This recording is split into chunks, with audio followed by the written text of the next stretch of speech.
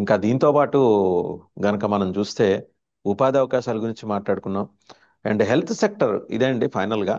Health sector ఆ, చూస్తే కురుపాం గిరిజన బాలికల పాఠశాలలో జరిగిన ఉదంతం మీకు తెలుసు.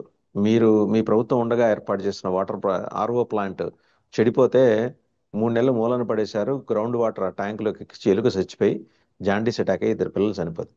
ఇంకా ట్రీట్మెంట్లో ఉన్నారు పిల్లలు. అండ్ ఇంకా ఇంకా జాండీస్ ఆ జాయిన్ ఏరియాలో అవుతున్నాండి, ఉంది. హాస్పిటల్ జాయిన్ అవుతున్నారు. హాస్పిటల్స్లో అడ్మిట్ అవుతున్నారు. అండ్ ఇటు చూస్తే గుంటూరు జిల్లా ఉమ్మడి గుంటూరు జిల్లా పెదనందిపాడు దగ్గర బీసీ హాస్టల్లో 56 మంది పిల్లలు వాళ్ళు ఈ డయేరియా తోటి, కడుపు నొప్పి డయేరియా తోటి వాళ్ళు ఫుడ్ పాయిజనింగ్ అయింది.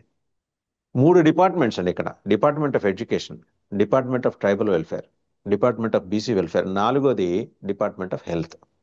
ఈ హెల్త్. 4 అబ్సెంట్ అయినాయా? అవి అడ్మినిస్ట్రేషన్ చేయడంలో ఘోరంగా విఫలం అవుతున్నారండి. ఇప్పుడు ఏదైనా కానీ అక్కడ పైనున్న పెద్ద వ్యక్తి కింద వరకు వెళ్ళి పర్యవేక్షణలు చేస్తూ, పర్యవేక్షిస్తూ, రిపోర్ట్లు తెచ్చుకుంటూ ఏం జరుగుతుంది అన్నది ఒక గమనం పెడితే ఇక్కడ కింద చేసే వాళ్ళు చేస్తారండి. ఆ పైనున్న వ్యక్తి ఎంతసేపు పబ్లిసిటీ పబ్లిసిటీ, నాకు పబ్లిసిటీ వస్తే చాలు, నాకేంటి ఉపయోగం అని ఆలోచిస్తే ఇక్కడ ఇలాగే ఉంటాయండి. వ్యవస్థలు నిర్వీర్యం అయిపోయాయండి. ఒక మీరు బీసీ వెల్ఫేరో, ట్రైబల్ వెల్ఫేరో, హెల్త్ డిపార్ట్మెంటో, లేకపోతే ఈ వాటర్ రిసోర్సెస్, ఇవే కాదండి, ప్రతి ఒక్క వ్యవస్థలో కూడా నాయకులు చొరబడి, తెలుగుదేశం వాళ్ళు చొరబడి ఉద్యోగస్తుల్ని వాళ్ళు చేసే పనుల్ని వాళ్ళు చేయనివ్వట్లేదండి. ఈవెన్ పోలీస్ డిపార్ట్మెంట్ ఎక్కడని పోలీసులు సక్రమంగా పనిచేయగలుగుతున్నారు? నీతి నిజాయితీ గల పోలీసుల్ని కూడా వాళ్ళు కంట్రోల్లో పెట్టుకొని, కొందరిని అయితే అసలు ఉద్యోగం లేకోకుండా ఖాళీగా కూర్చోబెట్టి వాళ్ళకు ఉద్యోగాలు ఇవ్వకుండా, అదేదో రిజర్వ్ లోనే ఏదో పెడతారు కదండి, అది అలా పెట్టి విఆర్లో పెడతాం. విఆర్ లో పెట్టి వాళ్ళ పని వాళ్ళని చేయనివ్వకుండా, మాకు తొత్తులుగా పనిచేస్తేనే మీకు ఏదైనా పని చేసే అవకాశం కల్పిస్తాం, లేకపోతే విఆర్ పంపించేస్తాం. ఇలా డైరెక్ట్ గా వాళ్ళు చేస్తుంటే, ఇప్పుడు చూడండి ఒక చక్కటి ఉదాహరణ అండి. జయసూర్య అనే వ్యక్తి ప్రోత్సహిస్తున్నాడు డిఎస్పీ అని చెప్పేసి స్వయంగా ఆదేశాలు జారీ చేసింది పవన్ కళ్యాణ్ గారు నివేదిక సమర్పించమని. నెక్స్ట్ ఉమ్. రోజే రఘురామకృష్ణంరాజు అనే వ్యక్తి వచ్చి లేదు జయసూర్య మంచోడు అంటారు. అంటే ఇక చూసే జనాలు పిచ్చోళ్ళ, వాళ్ళలో అంతే వాళ్ళకే కదండి. క్లారిటీ లేదండి. ఇప్పుడు జయసూర్య మంచోడా చెడ్డోడా నేను మాట్లాడను, because that's not my subject.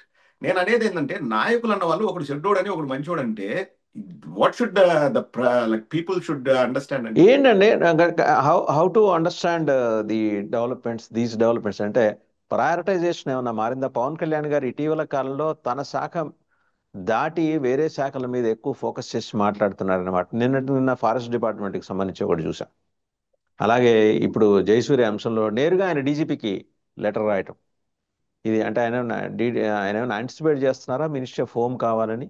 అలాంటి ఏమన్నా ఇది సరిపోవట్లేదా మినిస్ట్రీ ఆఫ్ హోమ్ మినిస్ట్రీ మీద ఆఫ్ ఆలోచన? హోమ్ కంటే కూడా నేను గమనించేది ఏంటంటే అండి, పవన్ కళ్యాణ్ అనే వ్యక్తి చాలా తెలివైనవాడు.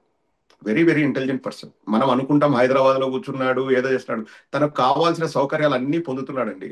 బేగంపేటలో స్పెషల్ ఫ్లైట్ పెట్టుకుంటాడు, రావాల్సినప్పుడు బేగంపేట విమానాశ్రయం నుంచి స్పెషల్ ఫ్లైట్ లో వస్తాడు, మళ్ళీ ఇక్కడ హెలికాప్టర్ ఎక్కుతాడు, ప్రజల డబ్బుతో అన్ని అనుభవిస్తున్నాడు. అందరూ అనేది ఏంటంటే బయట టాక్ అండి, ఇది మళ్ళీ నేను చెప్తున్నాను కదా, మనకు తెలిసి ఆధారాలతో చెప్పట్లేదు. నెలకు 50 కోట్ల ప్యాకేజ్ వస్తుంది పవన్ కళ్యాణ్ అనేది బయట విపరీతంగా టాక్ ఉంది. అది ఎందులో ఎంత ఉమ్. వాస్తవం మనకు తెలియదు. సో అతను చేసుకోవాల్సినటన్ని చేసుకుంటున్నాడు. ఇప్పుడు ఇలా నెలకు ఒకసారి, 2 నెలలకు ఒకసారి ఇలా మాట్లాడుతూ ఉంటే, ఒకటి తన గ్రాఫ్ పెరుగుతుంది. ఒక 2 ఏళ్ల తర్వాత, 3 ఏళ్ల తర్వాత ఏం చేస్తాడంటే, ఈ కూటమి నుంచి బయటకు వచ్చినా ఆశ్చర్యపోవాల్సిన అవసరం లేదు. ఎందుకు బయటకు వస్తాడు? వచ్చేసి అతను చెప్పేది ఏంటంటే, ఇంతవరకు నేను ఎంతో ట్రై చేశాను, నాకు ఇక్కడ మెజారిటీ లేదు, నాకున్నది 20 సీట్లే కాబట్టి నా మాట చెల్లుబాటు కాలేదు, నాకు ఏది జరగట్లేదు అని చెప్పేసి బీజేపీతో పాటు బయటకు వచ్చినా ఆశ్చర్యపోవాల్సిన అవసరం లేదండి. ఎప్పుడు వస్తాడు?